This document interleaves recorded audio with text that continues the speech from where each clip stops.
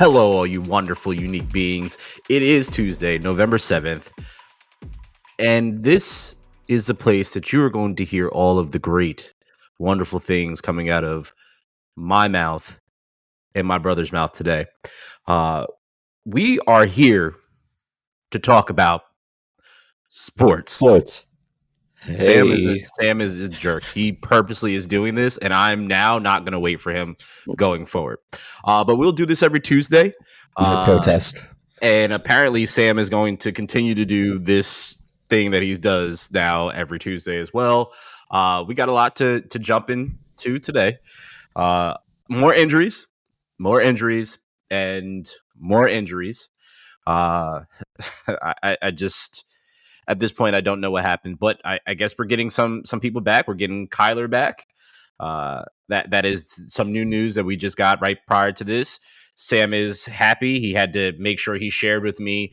He never responds to anything I send him about Jalen Hurts, but he is sure to tell me about when Aaron Rodgers walks into MetLife. I don't give a damn, Sam. Anyway, I picked Jalen Hurts to win MVP. You act like I'm the biggest Jalen Hurts hater ever. Talk about him more than since you picked him MVP, okay? Jesus, we're gonna get into our he's not going to dubs. win MVP this year. I'm not listening to him anymore. We're gonna talk about our dubs. We're gonna talk about our L's. We're gonna talk about power ranking. And we're gonna get to our picks as we normally do. And then Sam loves to do his little baseball corner, so that'll happen. He knows I don't care about baseball, so I leave it all to brother Sam to tell you what's going on with sticks and balls. So there's that. And we got the NBA, so more balls for you. With that said, yeah, Sam, you weren't ready for this energy today, so now you got it, man. Yourself. This is I'm in trouble. What you brought out of me. Yeah, I'm in trouble. Now to introduce the most dominant tag team from the East. Yes, we are from the East, not the West, not the Midwest, North, South, technically Northeast. Anyway, the brains of the group, our number cruncher, the advisor, the guy that can't ever say sports with me at the same time. Sam, how you doing? Still not good at math, but apparently I'm the numbers guy, so there's that. Mom, I made it. You are a statistician. You're a numbers guy here when it comes. You don't have to create the numbers. You don't create them. You just read them. So you are the numbers guy. That's fair. That's fair. There you go. And yeah. I am just the other half of the duo. I'm Brandon. I'm just here so I won't get fined. This is episode 114 of Chasing Points Podcast. Thank you for everybody that is watching us on YouTube live right now, and for those that will be watching the recording later, and for anybody that's listening to the podcast on all major DSPs, we appreciate you guys. But enough of wasting time here because we got a lot to talk about. So Sam, I've said a lot already. Yes. Said it at the top of this. There was the first games in Germany. Sam Sprechen Sie Dick. There was so much that happened there. And there's more Germany games this weekend to come. But the first winner of the German game was the Chiefs. And they beat my father's Dolphins, which was great for me. I appreciate it. Did you watch the whole game? I watched most of it, so okay. Yeah. I watched the beginning. I watched the end, in the middle, halftime. Well, the halftime, I went to get the groceries because I'm also a father and a loving husband, so I need to make sure that. That said, I mean, the ShopRite's down the street, so it's not the end of the world here. But I watched most of the game. Yeah. Okay. Cool. Explain to my 5-year-old where Germany was. It was great. It was a good time. Okay. Could have been a better game, I'll tell you that. Did you go down a history lesson when you explained where Germany was, or you just left it very surface? I gave it, just told them it was a country in Europe, and Europe is a continent on the other side of the world. Okay, in 5 more years, Sam is going to tell them the real truth about Germany. Then we have the Bengals. They handled the Bills. Looks like what we said at the beginning of the season has kind of turned around for the Bengals, and the Bills are kind of the Bills. Yeah, this is kind of just what we are accustomed to, and I think all we needed to do as fans of the sport, not necessarily fans of the Bills, is just needed to pay attention to Stephon Diggs.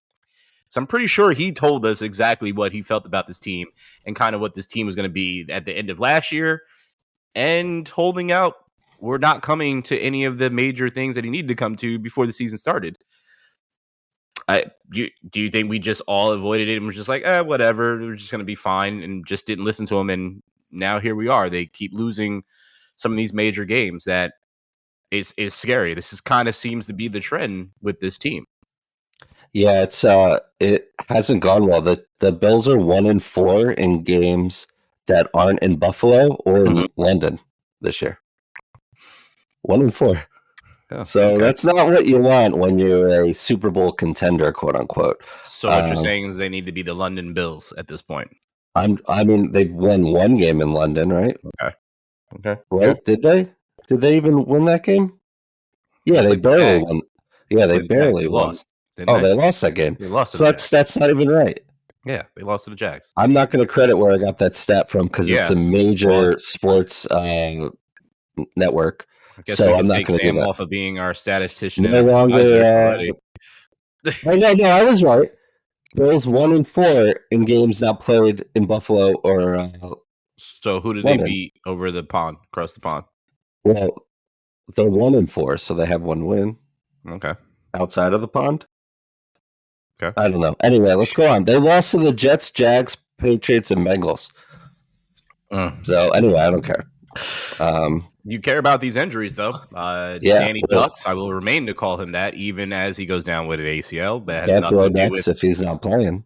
Well, he's going to be playing with ducks in his tub because he's just going to be laying there now because he ain't going to be able to do a damn thing. It's unfortunate to see that he went down with that. Yeah, you don't want to see that. Yeah, you don't want to see that. Like I don't ever want to see anybody get injured, especially not ACL. Luckily, where medicine is now, he'll be able to come back, and we know he'll be able to come back. At what capacity, who knows? But this is just kind of the picture of what the Giants have been the whole year thus far. It has been one thing after another. They're down to a third string quarterback. I heard that they might be starting Matt Barkley. I didn't even know that Matt Barkley was still in the league, Sam. Yep. Sitting on his couch watching a Sunday Ticket and got the call, I guess, right?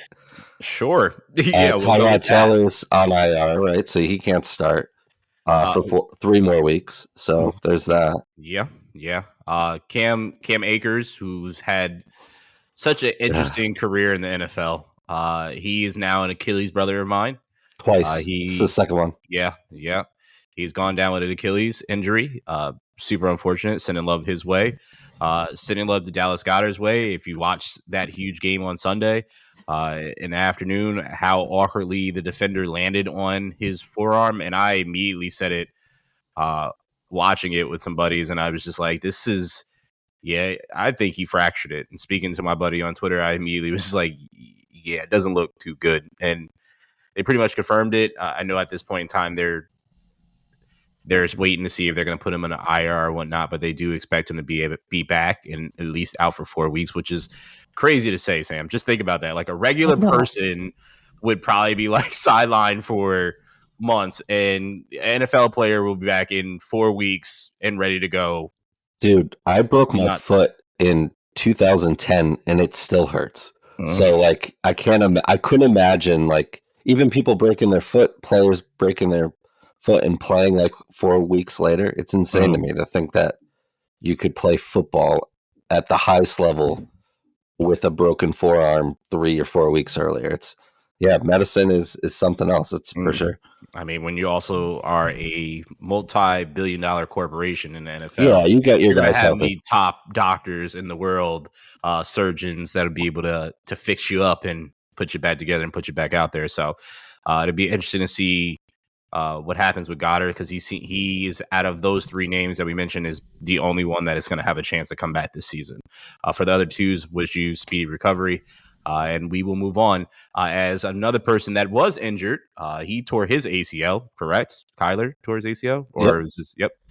So he's coming back from his ACL, per Jonathan. I can't stand Gannon. And he's going to be starting on Sunday against the Falcons, barring no setbacks, which we know can be very possible. Is Call of Duty a setback?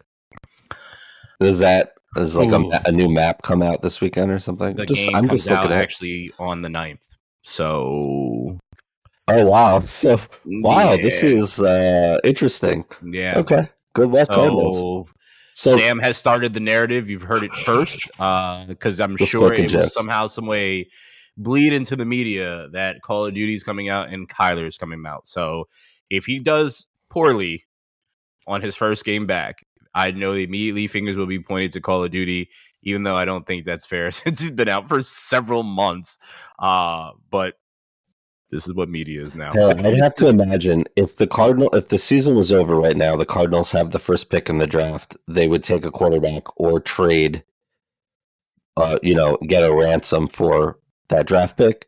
I'd imagine that Kyler is not playing video games and is first getting healthy and feeling comfortable out on the field, which is huge. And second, just trying to continue to be paid by the Cardinals. So I'm making jokes, but in all seriousness, I'd have to imagine he's an adult. So. Is he adult? I want to say so. I'll tell you, I've referenced it for years. That playoff game where he just like against the Rams, where he just Cardinals kind of gave up, and he's sitting on the bench dejected. Like, look, that's his first kind of playoff exposure or whatever. Maybe I don't even know, but I expected more out of that. I'd imagine he's grown from that experience. I'd hope, but we'll see. We'll see. I still have faith in him. He's uber talented. Oh, of course. Hell yeah. As you and I have talked about on and off air, I mean, this young man could have gone one in either baseball or football and literally had a legit chance to start in both. So that's saying a whole lot for him. He definitely has an arm on him. Obviously, the size has always been a thing, but he's proven that since he's been in the NFL, his size doesn't matter. He is a very accurate quarterback. When he's on, and he's hard to stop. 100%. So I would love to see what version of Kyler we are getting now. He's been away for some time, so I'm to your point. I'm wondering if when you're away and you're not in the limelight, you have time to work on yourself. Yeah, and that's what I'm referencing. Yeah, of course. Yeah, you got time to work on yourself, and we as civilians or regular quote unquote regular people, we can do that on a normal basis, where these guys are always in front of cameras nonstop. So I'm curious to see what happens. And to the Daniel Jones point, I mean, Kyler tore his ACL later last season, and he's back in week 9. He probably could have made it back a little earlier, but the Cardinals obviously have it. And like the Giants have invested a lot of money in the quarterback position. You want to make sure those guys are okay. You're not playing for anything. They have 1 win. The Giants have 2. So it's like they're not.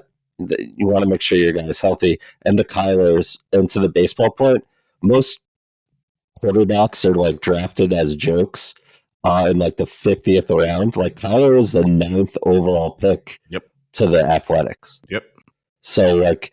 I don't know if he would have projected to be a superstar, but you don't get drafted 9th overall as like a publicity, like gimmicky kind of thing. Not at all. So there's talent. Shows you have talent. He's a talented athlete, no doubt.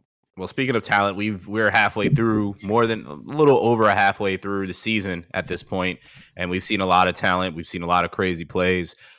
We've seen some firing of coaches already. As we mentioned, injuries, whatnot. Some people coming back. What has stood out to you right now as the playoff picture starts to shape up at this point? I think we put too much into sometimes, like, and not this podcast. I think we're pretty real about it, but just as the media, like 1 week at a time, but kind of overblowing everything. I mean, we left the Bengals for dead at 1-3. We did. And they haven't lost a game since. They've and they're looking like the team we thought they were going to be, with another impressive big win on primetime stage there. So, and the injuries really, jump out too. This is once Tommy DeVito starts for the Giants, if he starts on Sunday, I assume he will, since they just signed Matt Barkley, but Joshua Dobbs is showing that anything is possible. That it'll be the 10th rookie quarterback that started this season, which I think is a record. It's kind of nuts. So I mean, those are the two of the kind of things that have jumped out. There's some teams that are really good and we'll get to a couple of them that just haven't quite, have those victories. Like if it was college football, like what does the resume say? And there's a couple teams, Dolphins, Bills, where it's like, who have you beaten and why do you deserve to be in the conversation? So I think that's interesting to point. So those, off the top, those are just two things that come to mind. What about so you? I just want to touch on the Bengals part. I think it's, again, everybody's, well, I don't want to say everybody because it's just making a blanket statement, and I don't want to generalize for everybody, but a lot of people are prisoners of the moment. Yeah, of course. And when we see, and I'm referencing the Bengals, the reason why I know I said it at that point in time that they didn't look great is I'm expecting them to be great. And Joe Burrow came out with that injury and it was like, this is not looking promising whatsoever. And then all of a sudden, you could see his footwork got back to the footwork that it once was. And I was like, okay, he's good again. And now they're fine. I don't like how I feel like this season has had more injuries than I can remember. I know I pay attention very closely to it, but I feel like this year I've seen more Achilles injuries than I've seen ACL injuries. Totally. Which is normally the opposite way around. It was like a couple Achilles here and there, but it was predominantly ACL. So I don't know if that is due to the field, due to the new footwear, due to the builds of these guys. I don't know what it is, but I'm sure they will be looking into it. And by they, I mean the NFL will be looking into it and seeing what's going from there. As far as the playoff picture, I think, and as we'll get into the picks in my rankings, but I feel that unbiased opinion that for the NFC, the Eagles are starting to take that step away. It looks ugly, doesn't look great, but their record is still 8-1. Yeah, they are leading their division. They just beat the Cowboys in a sloppy game from from three parties, and the third party in this one is the referees because the calls were horrendous on both ends. What you did get to see is Dakota Prescott played extremely well, right? So it says to me that the Cowboys, if Dak can play like that for the rest of the year, the Cowboys are going to be around. They have another game that they get to play against the Eagles. The Eagles have, after the bye week, they have the Chiefs, they have the Cowboys again, they have the Chargers. No, they have the Chiefs, Cowboys. I have the schedule actually up. They come back to prime time. The Chiefs. Yep. Bills. Are they're home against the Bills. They're in KC. Yep. They're home against the Niners, and then the Cowboys. Dude, those are like four of the best teams in football, and you got them back to back to back. So, and then you play the Seahawks. Yeah. That, I mean, it's a real test and a good opportunity for the Cowboys too, if they are, if they can make up some ground if the Eagles stumble. But they, to your first point, they're finding it's not pretty, but they're finding ways to win these games. Correct. The Seahawks aren't an easy. I mean, the Ravens proved otherwise, but the Seahawks are a pretty decent team, and they play the Giants twice, and they play the Cardinals. So, so I think it's shaping up. I mean, to see. I guess we'll see after this. The Niners are coming off a bye, and they're playing. Who are they playing this week? They're playing the Jaguars, who are actually off of bye too. Off of bye too, right? So both two top tier teams. So we're gonna get to see if the Jags are how they've been winning, if they can continue to do that, right? And we'll get to the AFC portion in a second. But you get to see for the Niners that if those few games that they've lost already, if that was a fluke or this is who they are this year, we get to see that. So because really at the top, it's Eagles, Niners, because the Niners have beat the Cowboys already and they continue to show that they have their number, and then the Cowboys, right? But if Dak can play the way that he played, I think they can do that. But it also scares me because Dak played so great in this game against the Eagles, but yet still made major mistakes and still lost. And as I've said, and the stats show that if the Cowboys don't get a turnover, the Cowboys don't win. The Cowboys defense, if they can't get a turnover, the Cowboys in totality do not win. They didn't get a turnover in that game. against the Eagles. They didn't win, and it's been proven throughout this season too. So that's shaping up for the NFC, but the AFC, that is getting very, very interesting. I only believe in the Chiefs because of Patrick Mahomes and his connection to Kelsey. Outside of that, let me take a step back. This is the best defense that the Chiefs have had, period, since Patrick Mahomes has been there, and they are extremely underrated, in my complete opinion. But I don't trust that offense right now. It's way too shaky. They're playing way too many close games. But again, they're winning, right? They're still winning, and they're still doing what they do. And at the end of the day, doesn't matter how it looks. As long as you're getting the W, you're getting the W. The Ravens are winning in convincing fashion. They are literally punching everybody in the mouth and taking what they wanted to take from the beginning. Lamar looks phenomenal. This is what we wanted to see in the offense. The defense is playing. I mean, we always expect Raven defense to play the way that it has been playing, and it's just showing up. The Bengals, as we just mentioned, are turning it around.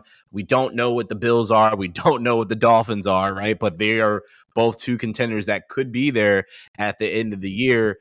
So I'm super intrigued to see how the AFC pans out more than NFC, because I feel like it's almost solidified in NFC of who's going to get home field advantage at this point in time. Yeah, the AFC, I still feel it's a major toss up, Sam, like a major toss up. And I think what we kind of expected too, right? Yeah. Like we thought the Vikings were going to be better, aside from Kirk Cousins now going down, but going into the season rather. But we didn't, there weren't that many Super Bowl contenders on the NFC side. But we're the AFC. There's going to be some really good teams that don't make the playoffs. Yeah. And that's just how it is. Yeah, so speaking of which, let's just get into give out some dubs first here. Yeah, well, since you started, sir, give me your first dub. Well, I'd have to get the sheet up. Here it is. Wow. Oh, wait. Yeah, it's the Ravens. We were just talking about them. I mean, you just mentioned it. I think the best thing after they beat the Seahawks, what was it, like 37-3? Mm-hmm. We got some hungry guys on our team, Lamar said. Lamar's 18-1 against NFC teams. Yeah. Speaking of the NFC, yeah, it's just wild. They had a season high 515 yards. Almost 300 of those were on the ground. That's the fourth most in franchise history. But they're like a really balanced team. The offense, defense, special teams. It helps when you have the best kicker in NFL history. But they're playing like on all cylinders right now. And I still feel like, you've had them high in your rankings. They're being talked about, but I feel like they're not getting their due. And I think they are after Sunday. Yeah, well, after Sunday, but like leading up to it, there were there were weeks I don't even think we mentioned them. So, just wanted to point that out. They played week 7. They played the Lions, who were in first place in the North, kicked their ass. They just played the Seahawks, who are in first place in their division, wiped the floor with them. So, they're just playing really well. So just wanted to give them some love. They play the Cleveland next week and then Cincinnati. So couple AFC tests there. At least that Cleveland defense there. And that's going to be a good game. Yeah. It's going to be a really, really good game. I'd like to see Deshaun Watson play in that game, but Lord knows what's going to happen with him because he played this week, so we'll see. Yeah, well, I take it week to week with him because I don't know what they're going to do with him, but I do know what the Ravens are going to do with Lamar, and I really would love for that anonymous coach to speak up at this point in time, because right now the top 2 quarterbacks for the MVP race right now is the 2 that got huge contracts, and one had a contract before him, and then the other got the contract, made the biggest contract for a quarterback. And I'm talking about Jalen Hurts and Lamar. In my complete opinion, those are the 2 top at the MVP. I know people are going to say Mahomes. I know they're going to say Burrow. I know they're going to say that. I don't think anybody right now currently is playing like both of them. I just don't. And I'm watching what they're both doing, and the way that Lamar has grown and Jalen has grown as passers sitting in the pocket is what people wanted them to be, but they can still kill you with their legs. Jalen's doing it on a bum leg.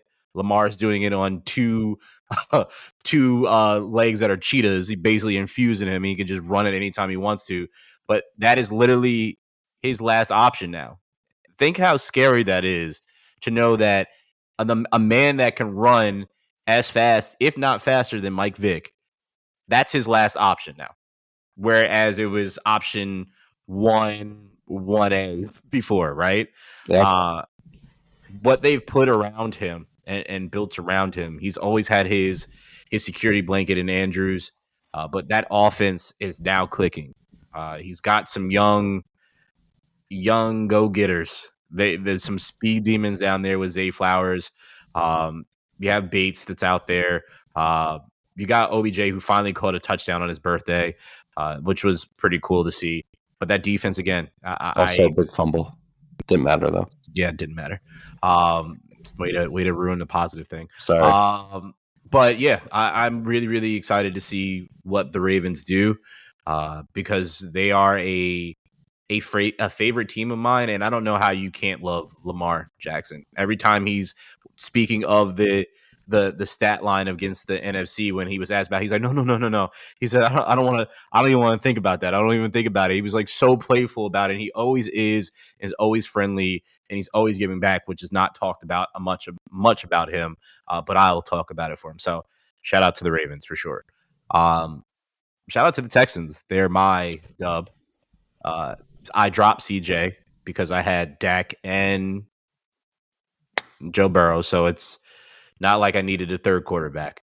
But he went off, and by he, you know who he is.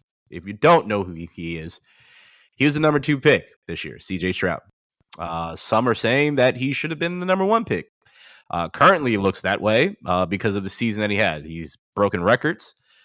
He seems to continue to will this Texans team that I don't think anybody that I knew had them being in the position that they're currently in right now. Not one soul that I know that watches football that is very good at picking up. And one of my friends have said to me anything about the Texans, and we're all just sitting here like, wow, the game that they just had on Sunday was an absolute thriller. And I mean, back and forth, coming down to the last seconds of that game.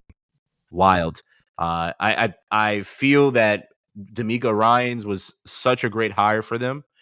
He's already infused his personality into that defense, which I feel is a big part of what people aren't talking about, need to talk about more, is that I feel he's a huge part of why the Niners defense looks different this year.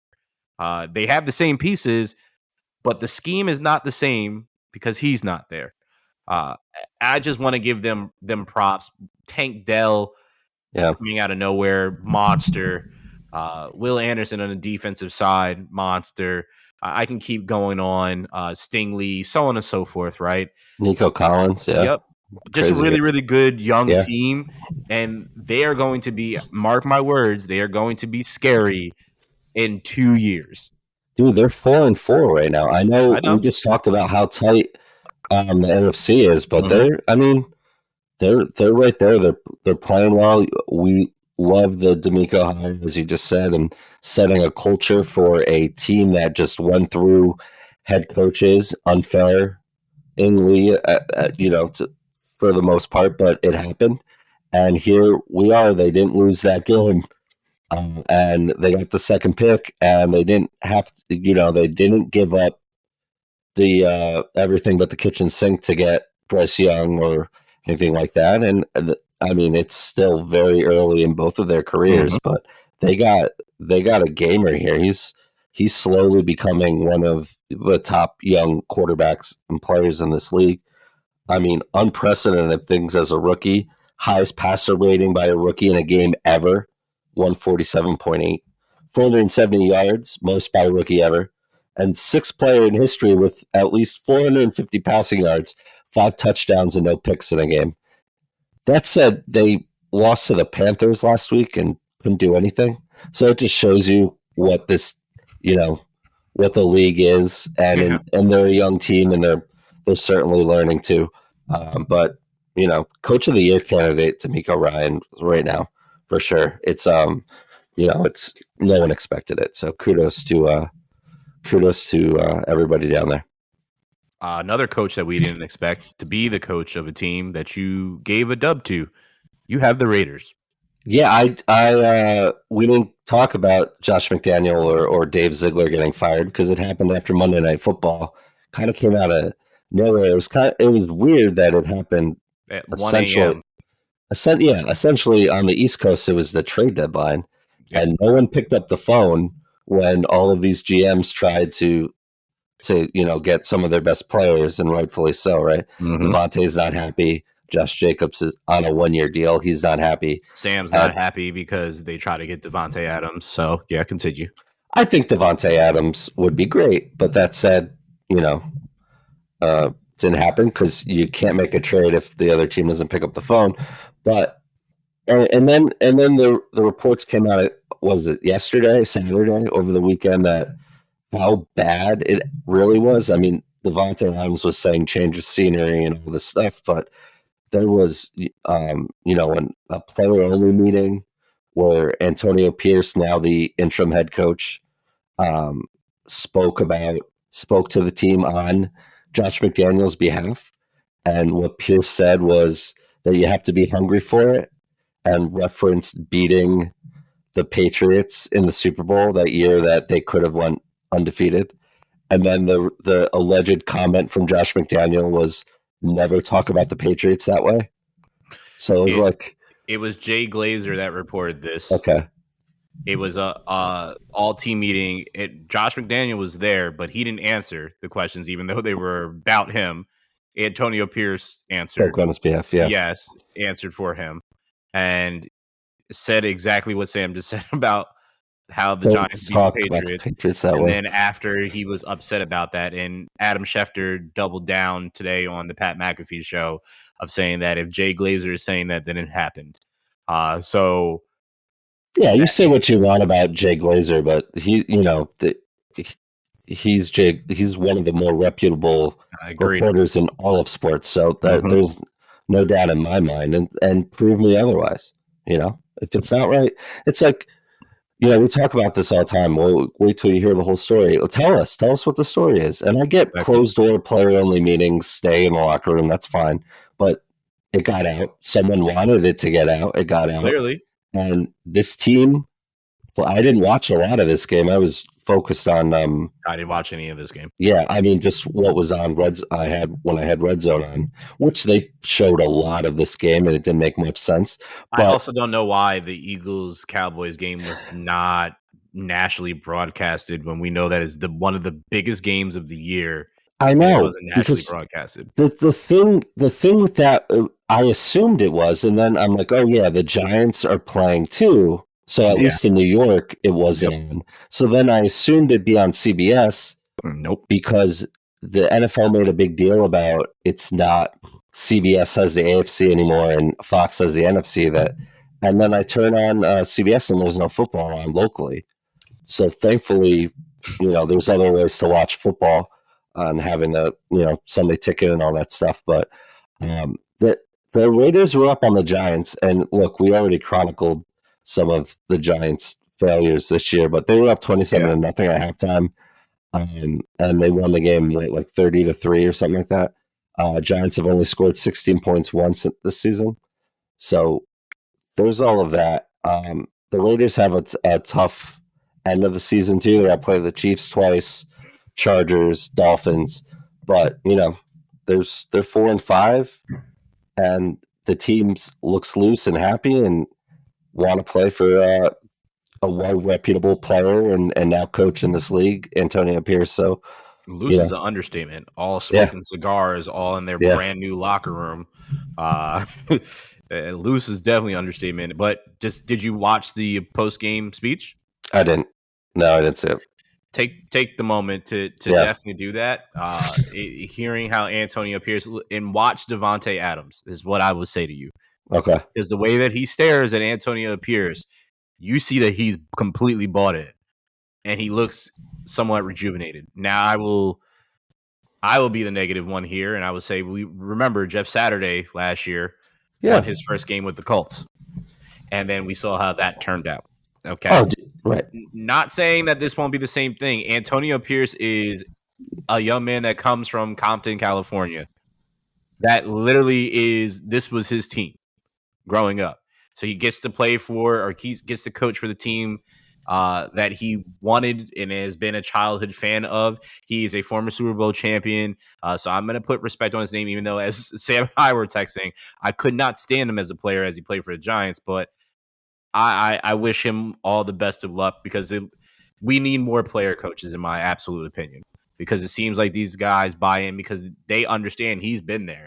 He knows what we're talking about, and I like more player coaches. So I'm an advocate for that. So shout out to the Raiders because that is one of the franchises that we need to be successful, because when they're better, the league is better because their fans travel like crazy. Stop fighting Raiders fans. It's real quick too. It's just a testament to Mark. Mark Davis was just willing to just eat $85 million after still having to pay John Gruden too, because of something, right? So what was that? I'm not saying like the Jeff Saturday, that first game, yeah, that was great. I'm not saying it's the same situation. I don't think this Raiders team as a whole is super talented. That said, they've definitely bought in, and there's something to be said for that. So, I hope Antonio gets a fair shake because what he's delivered so far has been promising for sure. That is for sure. My dub to round this out is Joshua Dobbs. He's been to me, a bright spot in the NFL this year. This young man was drafted in 2017 by the Steelers, then went to the Jags, then came back to the Steelers for a second stint, then went to the Browns, then went to the Lions, then went to the Titans, then went back to the Browns for a second time. And this year, when we started the season off, he was with the Cardinals. You saw that he played extremely well with the Cardinals. Obviously, he had his ups and downs and whatnot. And then just recently got traded to the Vikings. And in his first game with the Vikings, came in for the backup quarterback after Kirk Cousins went down. Came in, doesn't know half the players on the team, has never thrown the ball to any of the players. And this young man gets in there and does what he's been doing essentially all season, is just playing really good football. And wills this team to a W.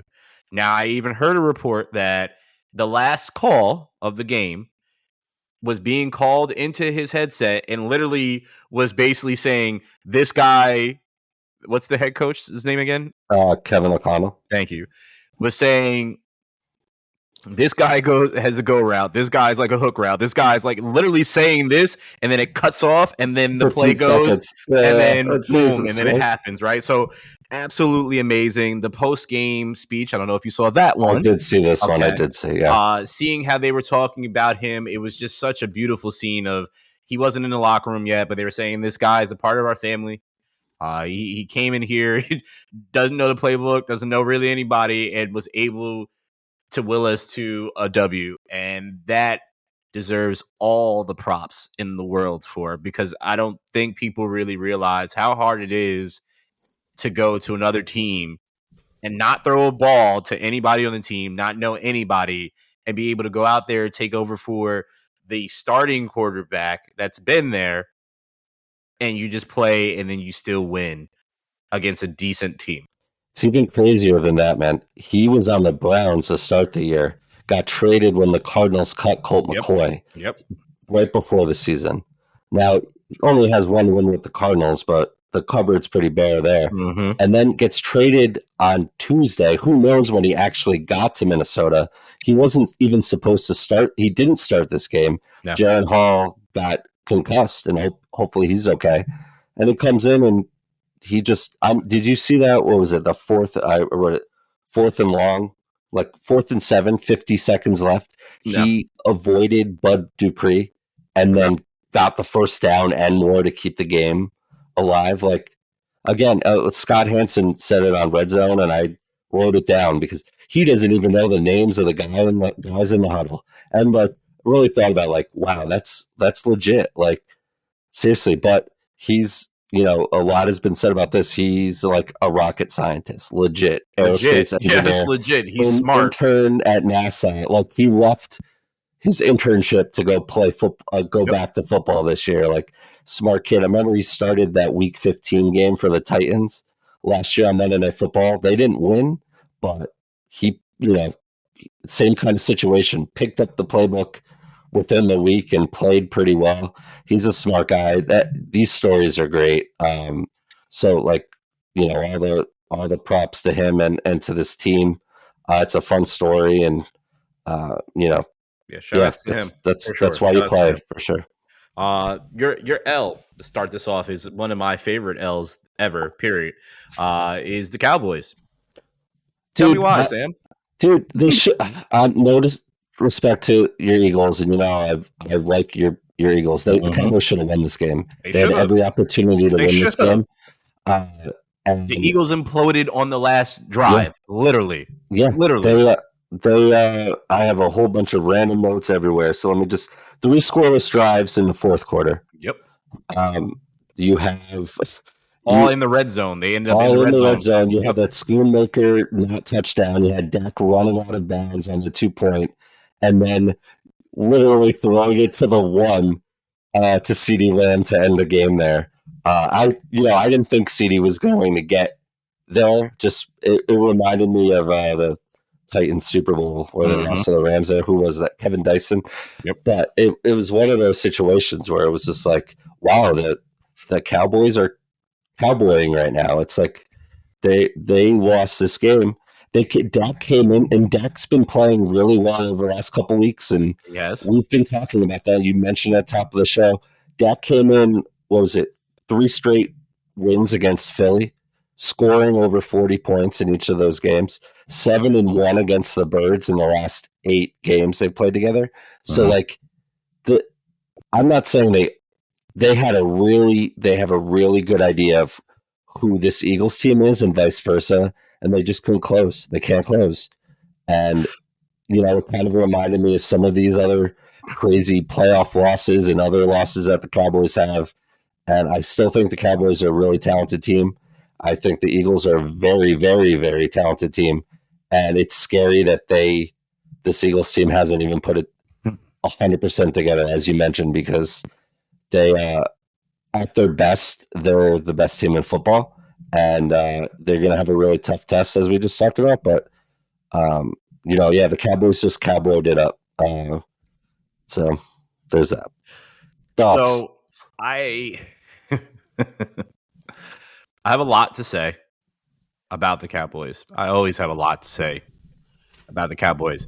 Most of the people I know have a lot to say about the Cowboys.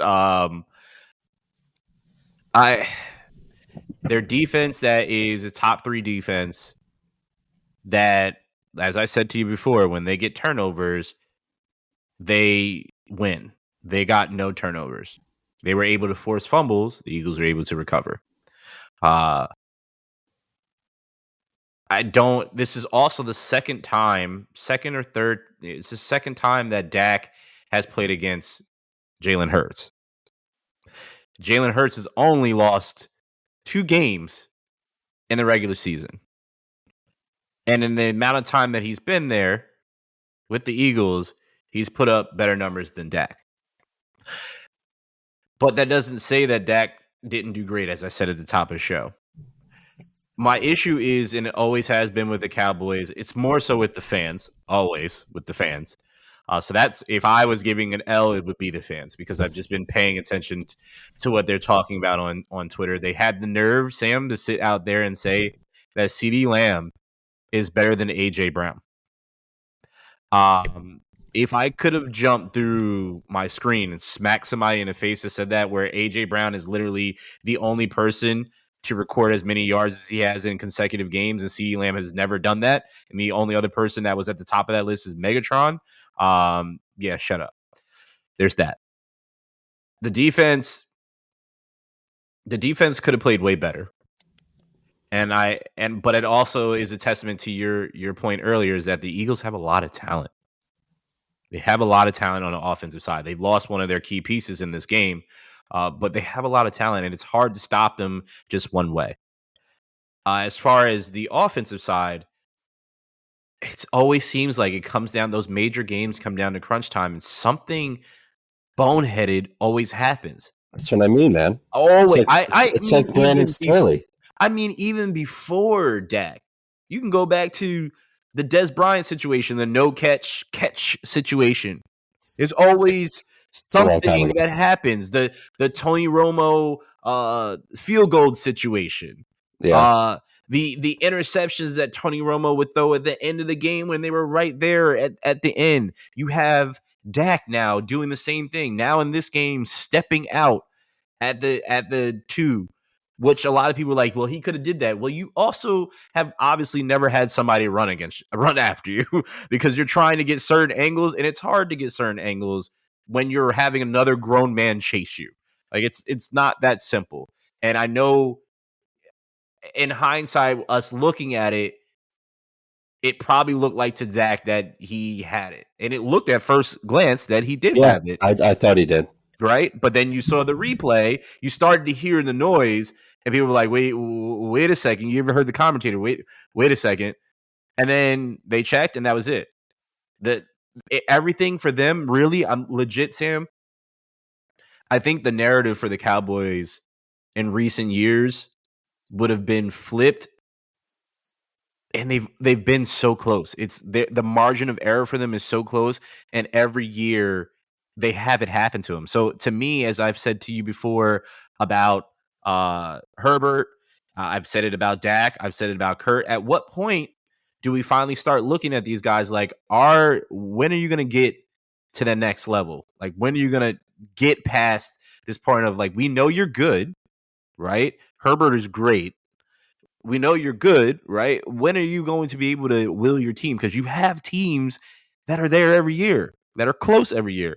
But they seem, if it's not the coach, it's Dak. If it's not Dak, it's the defense. If it's not the defense, like, it's always something. The way of game. Yep. Like, what the hell is that? So there's that. I mean, you got a huge sack from was it Brandon? Who was it? Who? That sacked? And the Eagles, they sacked Dak. Sweat. Yeah. Or I mean, Brandon Graham got him. Sweat Brandon got Graham. him. Yeah. So you have that, the sack, and then the delay of game. Like, dude, a delay of game, and then you should have spiked the ball, and they just decided to throw it. The Eagles literally gave them the game. They gave them. I'm telling you right now, I'm sitting there and I'm watching this game, and I'm just so quiet.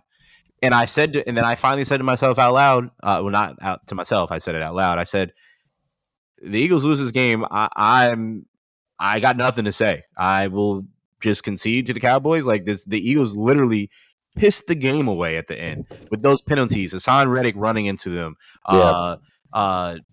Jalen Carter jumping off sides. Like there was a bunch of different things, and they literally allowed the Cowboys to get all the way down the field on penalties.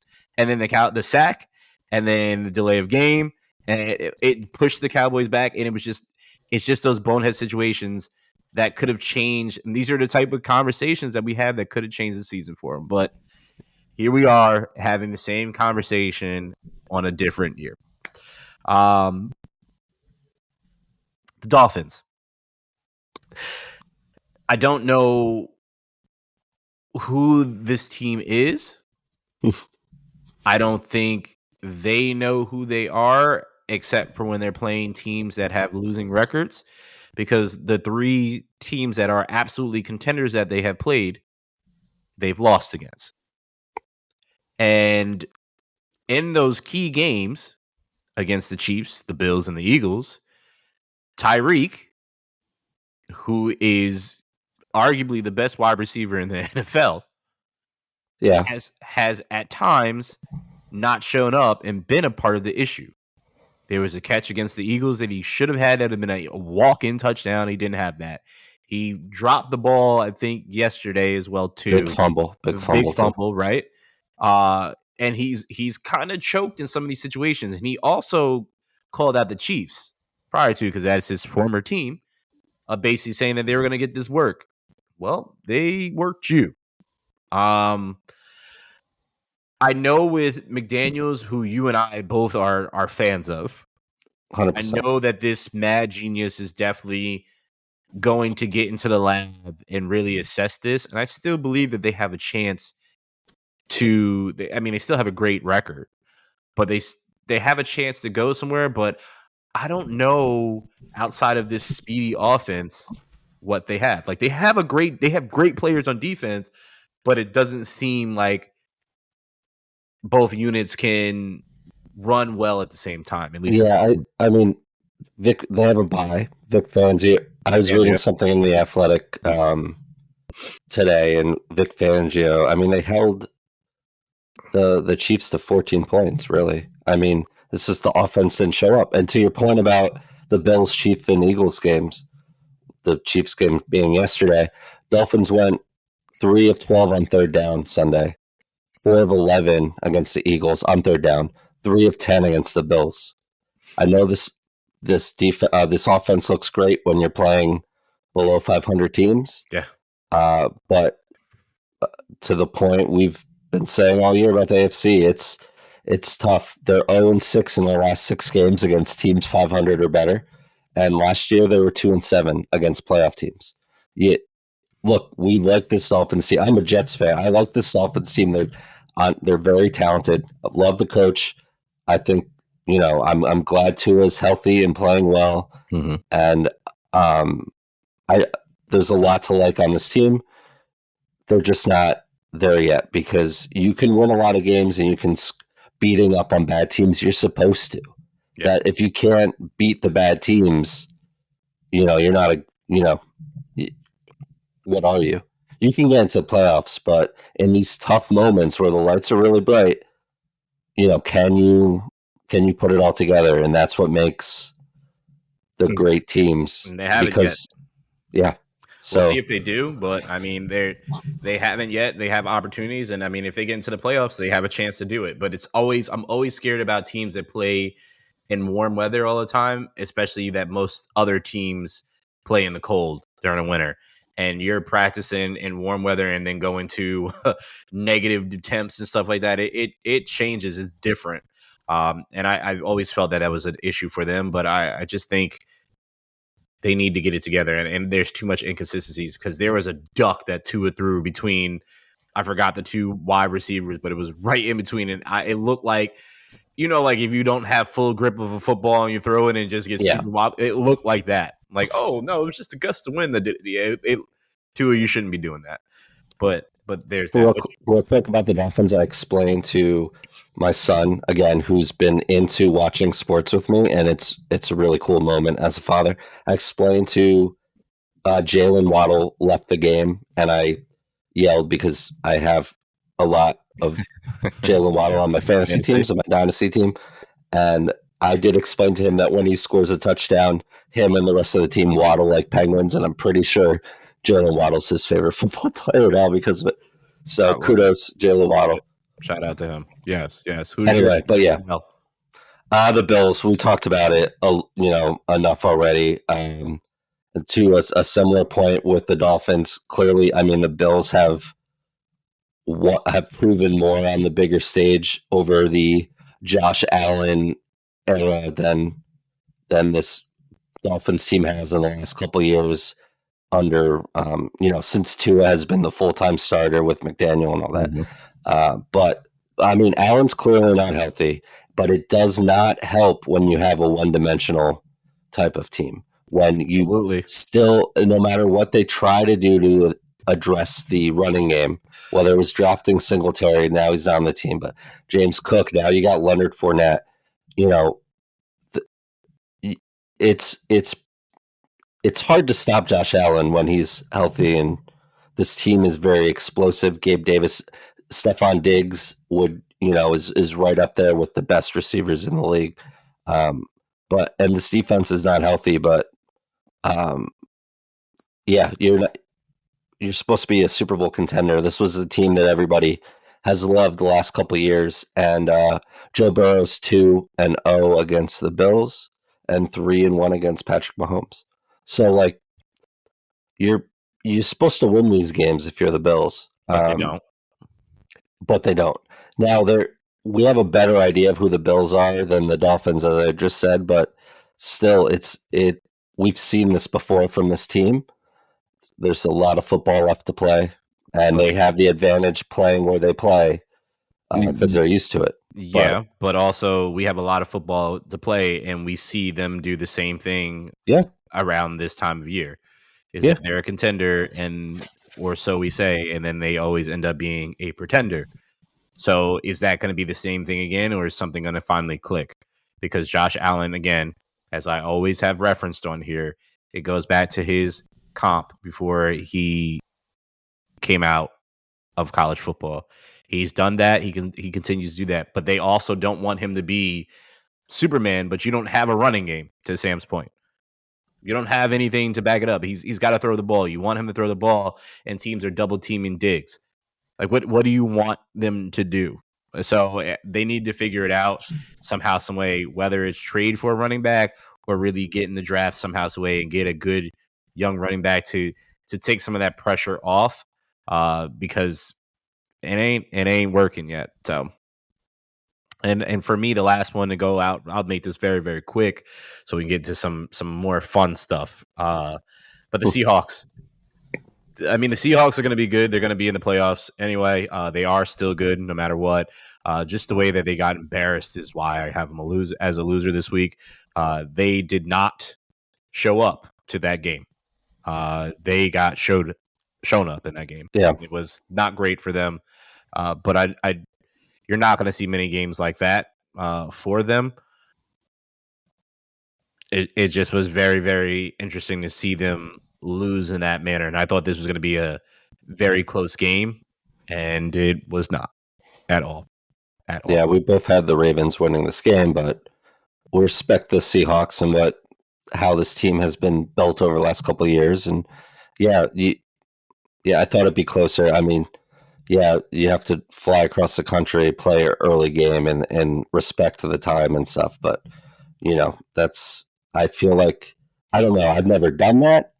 I'm not a professional athlete. I feel like that narrative could be a little, Pete Carroll's been the Seahawks head coach for a very long time. They combat it. They have to do this a lot. They combat against that. This team just didn't show up to play. I think more or less it's a testament to, how good the Ravens are, and they'll like put their foot on your neck kind of thing. And they did that. They always play smash mouth football. That's just Ravens football. That's how it's always going to be, and that's how it always is. And the biggest question that I had with the Ravens was with Lamar's health, because he hasn't finished the last 2 years. But when he's playing, this is how this team looks for the most part. And he looks pretty protected this year, doesn't he? Yeah, no, certainly does. It helps when, Zay Flowers didn't have a big game, but it helps when you have him. And even though you lose J.K. Dobbins, Achilles injury, by the way, you still, Gus Edwards has another game and multiple touchdowns. Yep. Keaton Mitchell, rookie, ran all over the place. Justin Hill, Justice Hill. So the scheme is good. They're finding ways to play it. They have a talented offense, talented defense. So yeah, the Seahawks just got outplayed. Yeah, that's it. Ugly. And power rankings time, bro. About this, so let's go to power rankings of this week. Let's do it. So number 5, they didn't play this week, so they still remain in the top 5 for me. Is the Jacksonville Jaguars. I've talked about why they're there. I don't need to go back to that. Niners also same situation. They remain at the 4 spot as they were last week. They also had a bye. The Jags only moved back. They moved back for me because the Chiefs continue to win, even though not great, and they move up to 3. Because as long as the Chiefs continue to keep winning, they're going to figure it out. And if by they, I mean Patrick Mahomes, he's going to figure it out. And he's going to throw these guys open no matter what. If you haven't realized, he's been running the ball way more at the beginning of this year, which he normally does towards the end of the year, towards playoff time. and conserves his legs, but he's had to do way more. So I'm curious about that, and I'm going to be watching his health as we continue to move towards that. There's another team. I mean, props to 7th round pick Isaiah Pacheco, but here's another team that just can't figure out the running game. I mean, by can't figure it out this year, you mean not use it because they did not use it? Yeah, that's fair. Because they haven't used it. And then their strategy to the end of the year is dust off J.K. McKinnon and use him. Yeah. That's always been the strategy. But not to cut off for power rankings. What happened to the other running back that they had that's still there? CEH. Yeah. Clyde Edwards. Yeah. Okay. Just disappears out of nowhere. Whatever. It's funny. You have Patrick Mahomes. It's like, throw the ball. It's like, save his arm. Let somebody run too. Yeah, you see, I mean, they Kelsey didn't do anything in this game. Nope. And no one else did either. Nope. If Kelsey doesn't do anything, I'm telling you right now, he's literally the offense. And teams are going to now try to be like, okay, we're going to take him out, beat us somewhere else. And if they're going to go against really good defenses, that they're really going to have to try to figure it out. Right. Yeah. If my boys were their defense actually played great, they would have a problem. I'm curious to see what's going to happen because Andy Reid is great off of buys. I think is he undefeated or something like that? Either he's still undefeated. I think he might have only lost one now at this point. Yeah, it's insane record, but it's absolutely nuts. So I'm curious to see how that goes. So there's that. Number 2, we've already talked about them to a nauseating extent this episode, but it is the Ravens. Because Lamar and the supporting cast has absolutely been dominant. And we haven't talked about them like that, but they remain at 2.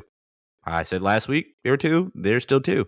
And 1 is the Eagles because they have the best record in the NFL. And as Sam mentioned earlier, they're not even playing their best. As I also have said, their defense looks horrid. It is absolutely Swiss cheese. And I think once they shore that up, they'll be fine again. But we'll see if that absolutely happens. But that is the power ranking. I will say that at number 6, I had who was doing really, really good. The Bengals. Yep. There you go. I was going to ask you, are the Bengals 6? Yep. The thing with the Eagles is, I mean, I saw some of the defensive backs leave the game, right? I think they came back though. I mean, that secondary Bradbury came back. Yep, not playing as well as they should be because they are great players back there. So I know getting Byard up to speed too is hopefully be a big addition for you guys. Yeah, I have no problem with it. We'll see what happens. Good job. Thanks, bud. Appreciate that. There you go. So Jags 5, Niners 4, Chiefs, Ravens. And the Eagles are number 1 there. So solid work, my friend. Yes, thank you. What was our records after last week? You continue to dominate. Dominate. Yeah, 11-2 this week. I was 10-3. So I think the last couple weeks I have one less win than you, but those wins are adding up now. Instagram went 8-3-2. Again, miraculously, there's a ton of votes and it ends 50%. I made the mistake of posting these on Instagram or scheduling them where like the poll is still up after the game ended. And I did notice that the Titans-Steelers game, more people ended up voting for the Steelers after the game was over, but I digress. Anyway, so you're 87-55. I'm 83-59. So not very healthy 4-game lead for you. 77 wins on the Instagram side there for our listeners. So that you're our listeners clearly aren't listening because they should be following my picks and they should be fine because they'd be winning. Here we go though. Week 10, teams on bye. Ready? Yep. Chiefs, Dolphins, Eagles, Rams. So bye NATO if you're playing fantasy football this week. Good luck. Chiefs, Dolphins, Eagles, Rams. That's tough. That's four positions for me that are not playing this week. Yeah, I mean, Mahomes, Kelsey, the Dolphins, all. I have Eagles. Swift on my fantasy. Swift, Goddard, Devontae Smith, and I feel like there's one more person. I think it's just 3 then. But anyway, yeah, it's going to be rough for some people. Ready for this speed round of this? Let's do it. Thursday Night Football, Sam. Panthers, Bears. You have the Panthers, or you have the Bears. Well, I don't know why this moved over here on my thing. You have the Bears, and I have the Panthers. Why do you have the Bears? Why do you have the Panthers? I don't know. I think the Bears are just a better team. I don't know. Just they're home. Let's just say they're home. I'm going to use that same response, that same reply, because I don't know. Because I really don't care who wins or loses this one, because it's just a travesty of a game. We're back in Munich. Or is it Frankfurt? Frankfurt. I made the mistake, kept saying Munich over and over again last week. Yeah. I apologize. It's in Frankfurt. Sam just set me up for failure. Colts at Patriots. You have the Patriots, I have the Colts. Why the hell do you have the Patriots? Why? I don't know. I'm not gonna pick the Colts. No, don't you dare. Yeah, I'm doing it right now. I'm doing it. I picked the Colts. Right, I told you it's Colts. We're both know. Okay, we don't need to stay there anymore. You were smoking something for Patriots. Now watch, the Patriots are gonna win. Sunday. So let's get into the games that are back over here. Browns at Ravens. We both have the Ravens, but I believe we both know this is gonna be a very close game just because of that Browns defense. I'm so sick that the person that I went against this week, the Browns defense got him 22 points in fantasy. Ugh.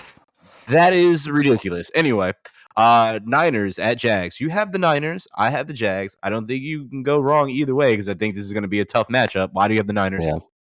I just think they're the better team coming off a bye. I mean, both teams are coming off a bye.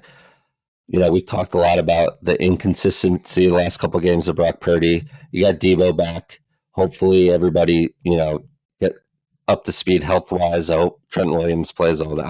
I think the 49ers are a better team. And I like this Jaguars team, so I'm just going to go there. I do think the 49ers are a better team, but Doug Peterson has a sneaky good record after bye weeks. Okay. He's also from the Andy Reid tree, so they're doing something. They know what they're doing after bye week, so I'm just going with that. No arguments, man. That's sunshine. Saints at Vikings. We both have the Vikings. That's very interesting that we both did that, but I just don't trust the Saints at all. Texans at Bengals. We both have Bengals. Titans at Bucks. Both have Bucks. Lions at Chargers. Lions. Falcons at Cardinals. We both have Falcons, which I'm scared about that now that I know that Kyler is going to be there, but I don't know. Yeah, can I just say something? Matt Miller, we just talked about him from ESPN, tweeted over the weekend. I don't know if you saw this. Why did the Falcons draft Bijan Robinson? If 11 carries, 4 targets. Well, it seems like Arthur Smith, right? Arthur Smith has a problem with talented players because he doesn't pass the ball to Kyle Pitts and then doesn't run the ball with Bijan Robinson. Make it make sense for me. I don't think you can. Giants at Cowboys. I think this was a very, very easy one for us, and I'm pretty sure that anybody that's going against the Giants this year is very, very easy because I did tell you last week that the Raiders were gonna beat the Giants. Go for the Cowboys on this one, as we both did. Commanders, Seahawks. We both have the Seahawks. I think this is going to be a tighter game than we probably think. Sunday Night Football. This one, I can honestly openly tell you that I know it's the Jets and the Raiders. I almost chose the Raiders on this one. That's fair. But we both went Jets. And then Broncos at Bills. We both have the Bills. Sam, I legit feel that these last two games, the Sunday Night Football game and the Monday Night Football game, are trap games. Because I feel like the Broncos can win that game. And I definitely feel like the Raiders can win the game against the Jets. But I don't know. Not a yeah, you're not wrong. Thanks. We don't know. No, I don't disagree. I mean, the Broncos just haven't been able to put it all together and have been embarrassed, but their defense has gotten better. I mean, who did they just put it together against recently? The Broncos? Yeah. Who they just beat? I don't remember. That was a decent team. Was it the Chargers? Who the hell did they beat? Oh, no, they just beat the Chiefs. Yeah. So you're right. Yeah, the defense has gotten better. I mean, we talked about how kind of sneaky he's been as far as like up there in quarterback stats and stuff. And who, again, with this Bills team, who knows? Monday Night Football at night in Buffalo is not an easy place to play for a lot of reasons, but yeah, I don't disagree. We'll see what happens. You put on here the NBA. Have you been watching the play-in tournament? I watched. The in-season tournament, not the play-in tournament. Yeah, I just wanted to get your thoughts on it because we haven't really talked about it. But I watched some games on Friday, so the in-season tournament games are Tuesday and Fridays, right? Is that correct? I believe so. Yep. Yeah. So, just want to get your thoughts on that. I know, just the overall concept, not necessarily even the play on the court, the multi-designed courts, by the way, which are awesome. I love the courts. I love the jerseys that are going with it. I love the incentive, especially for the guys that are bench guys that won't really see money like this, or is adding to that and give them a chance of doing that. I have to see more to really give my opinion. So I feel like as we get halfway through the tourney, I'll give you a better assessment of what I feel. But I think it's just really good basketball right now that we're seeing. And I think those games, these guys are, you can see I don't really feel like the intensity is turned up. I just think it's like a little bit because it's still it's in the middle of the season anyway, right? But I don't know. It's at the beginning of the season. What happened? It's at the beginning of the season. True. I mean, from a marketing standpoint, I understand why it exists. You're going up against football. You early in the season, you want to make games not relevant, but just hype around it. Yeah. I don't quite understand the compensation part. I don't disagree with it, but like these are just games on the schedule that count. It's not like these are like a bonus kind of like preseason kind of thing. Like these games count. So I don't disagree with the compensation. I don't care. And I get it's a marketing thing for ESPN and Turner to sell more stuff. With it? I just don't I just don't quite get it, like why it needs to happen. Why the compensation needs to happen? Yeah, I thought it's just questionable. Like I don't disagree with it. It's very simple. I think you're overthinking it. To get guys to get fired up to play games that they should be playing. You get up and you go to work, not just to go to work. You're not going there because it's life changing. Yeah, you're going there to get paid, right? Like that's It's so that we're motivated by money. I don't care when people say that. We don't just work just to work unless you're doing something that is something that is life changing and you really it's your passion, right? But for most of us, it's you have to pay the bills, you got a family to support and so on and so forth, so it's extra money and a lot of people are motivated by monetary gain. So I think it's really as simplistic as that. It's just pushing them to get, hey, I can get more money, and also push the guys that are stars that people are there seeing, force them to kind of play so their team is at that point to be in a position to get this championship, get that extra money, and go from there, right? Again, to a guy like a LeBron James that gets millions of dollars, a $500,000 is not really going to do much.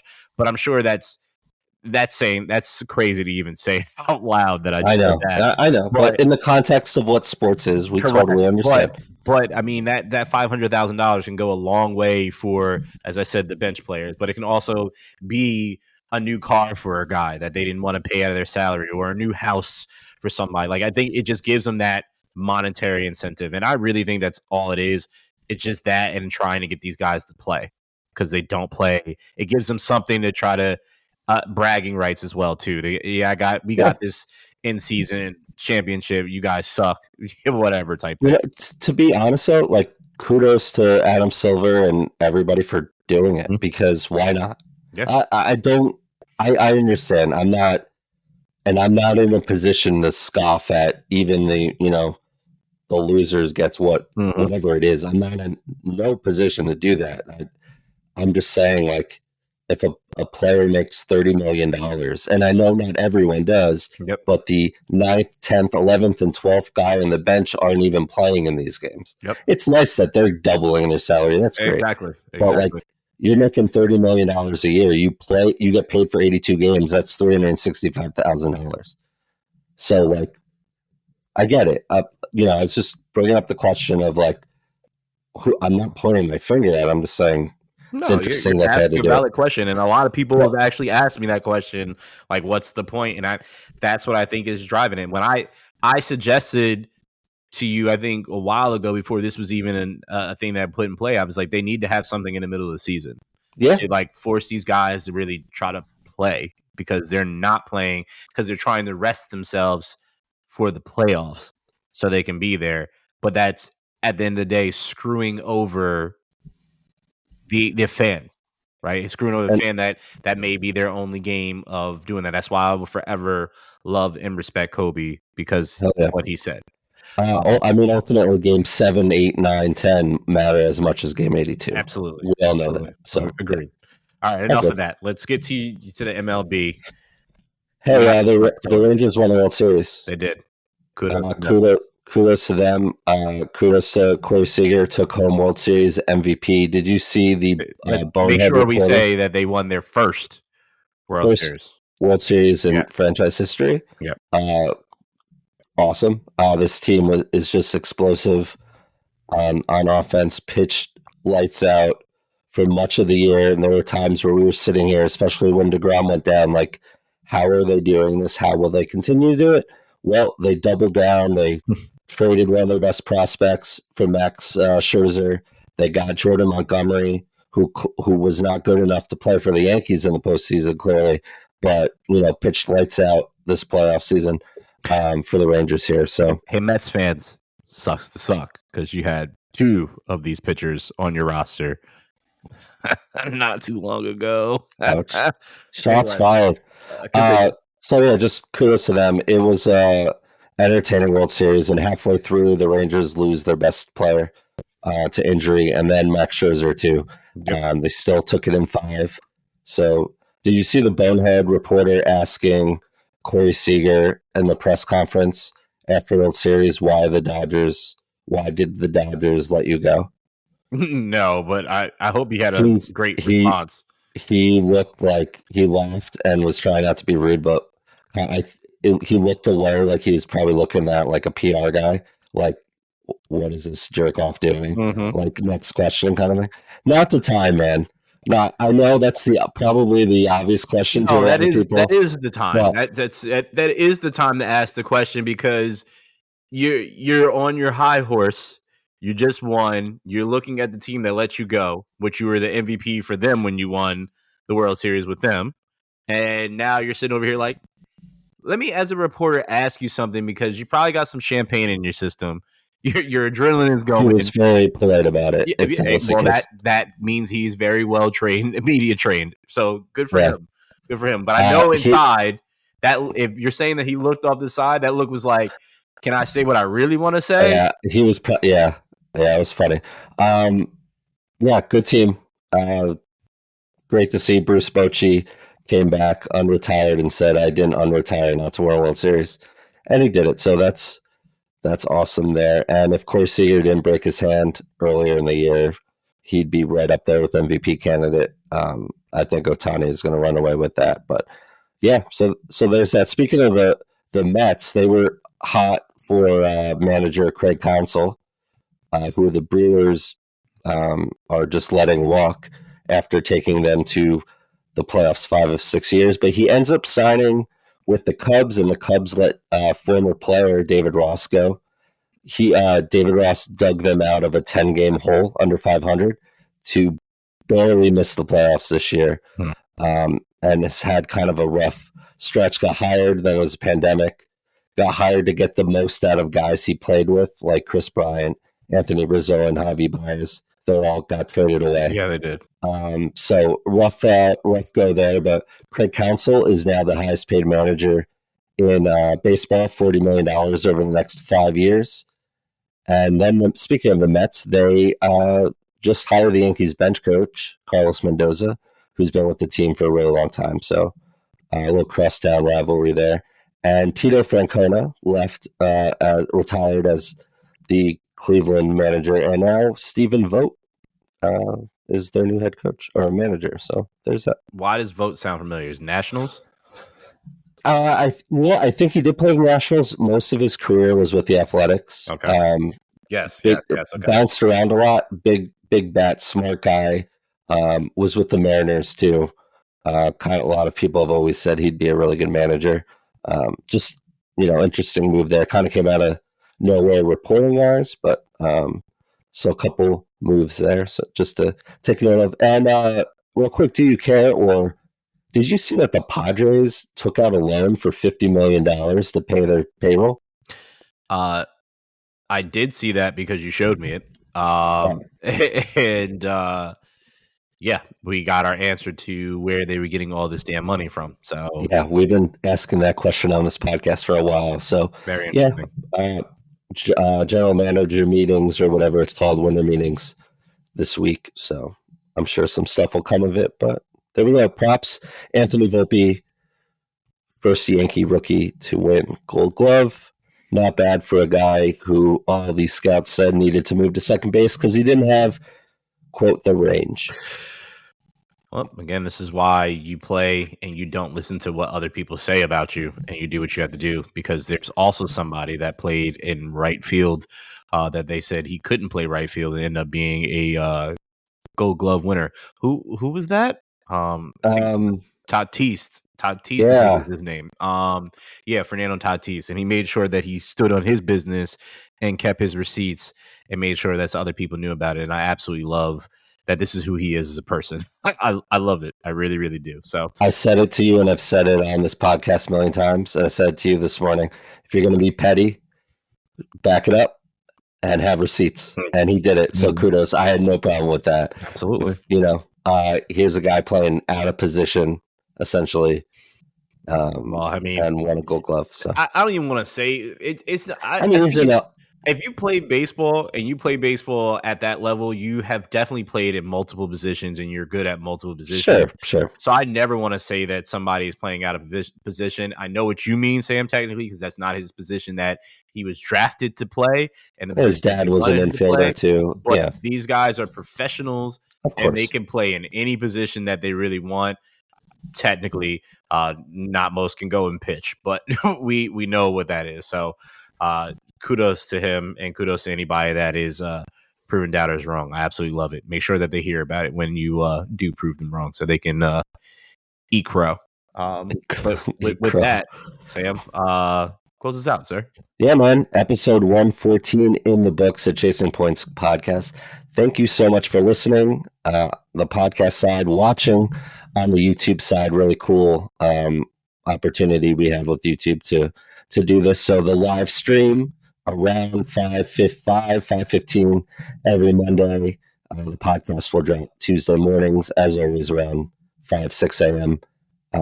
So thanks so much for listening. For Brandon, my name is Sam. Thanks so much. And until next week, peace. Winter. I don't know when you decided to sneak up on me like this and slap me in the face every morning when I walk out the door or to walk my dog. But I'm going to need you to relax, Winter. It is too cold. You drop the leaves off the trees way too fast. It's like fall wasn't even here. So I'm going to need you to be a little less disrespectful. And yeah. Bye, Winter. Go vote. Vote or die. Wow. Good. Wow. That was tough. Bye. Did it. Got it. Bye.